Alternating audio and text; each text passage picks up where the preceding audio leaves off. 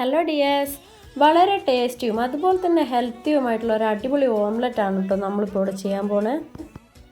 ഒരുപാട് ടൈമൊന്നും എടുക്കില്ല, നമുക്ക് വളരെ പെട്ടെന്ന് തന്നെ തയ്യാറാക്കാവുന്നേ ഉള്ളൂ. അപ്പോൾ ഓട്സ് കൊണ്ടാണ് കേട്ടോ നമ്മൾ ഈ ഓംലെറ്റ് ഉണ്ടാക്കുന്നത്. അപ്പോൾ അതിന് വേണ്ടിയിട്ട് നമുക്കൊരു ബൗൾ എടുക്കാം. അതിലേക്ക് 2 ടേബിൾ സ്പൂണ് നമുക്ക് ഓട്സ് ഇട്ട് കൊടുക്കാം. ഈ ഓട്സിൻ്റെ ടേസ്റ്റ് അങ്ങനെ അധികം ആർക്കും ഇഷ്ടമാവില്ലല്ലോ, പിന്നെ ഇങ്ങനെ ഓംലെറ്റൊക്കെ ആക്കി കഴിച്ചാൽ നല്ലതാണ്. അപ്പോൾ അതിലേക്ക് നമ്മളൊരു 1/4 കപ്പ് പാല് മിക്സ് ചെയ്ത് കൊടുക്കാം. എന്നിട്ട് അതൊരു 10 മിനിറ്റ് ഒന്ന് കുതിർന്ന് വരുന്നവരെ അത് മാറ്റി വയ്ക്കാം. അപ്പോഴത്തേനും നമുക്ക് അതിലേക്ക് ചേർക്കേണ്ട സംഭവങ്ങൾ എന്തൊക്കെയാണെന്ന് നോക്കാം.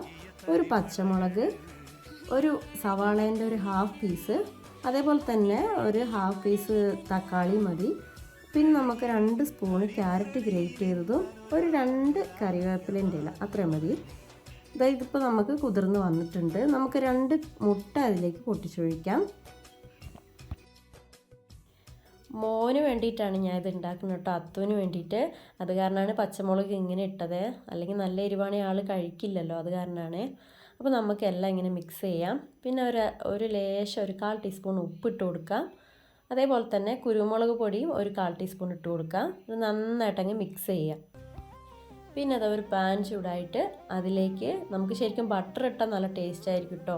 ഇവിടെ ഉണ്ടായിരുന്നില്ല, അത് കാരണം ഞാൻ നെയ്യാണ് ഒഴിച്ചു കൊടുത്തത്. എന്നിട്ട് അതിലേക്ക് നമുക്ക് ഇതങ്ങനെ നല്ല സ്പ്രെഡാക്കി കൊടുക്കാം. എല്ലാ സൈഡും ഒരേപോലെ ആവണം. എന്നിട്ട് നമുക്ക് ഇത് വേവുന്നവരെ മൂടി വയ്ക്കാം കേട്ടോ. ഒരു 4 മിനിറ്റൊക്കെ മതിയാവും കേട്ടോ, നന്നായിട്ട് വെന്തിട്ടുണ്ടാവുക. അതുപോലെ തന്നെ തിരിച്ചിട്ടിട്ടും ഒരു 2 മിനിറ്റ് വേവിക്കാം. പിന്നെ മൂടി വയ്ക്കണമെന്നില്ല കേട്ടോ. അപ്പോൾ നമുക്കിത് കറക്റ്റായിട്ട് വന്നിട്ടുണ്ട്. പിന്നെ വലിയവർക്കാണെങ്കിൽ പച്ചമുളക് നന്നായിട്ട് ചോപ്പ് ചെയ്തിട്ടാൽ മതി കേട്ടോ.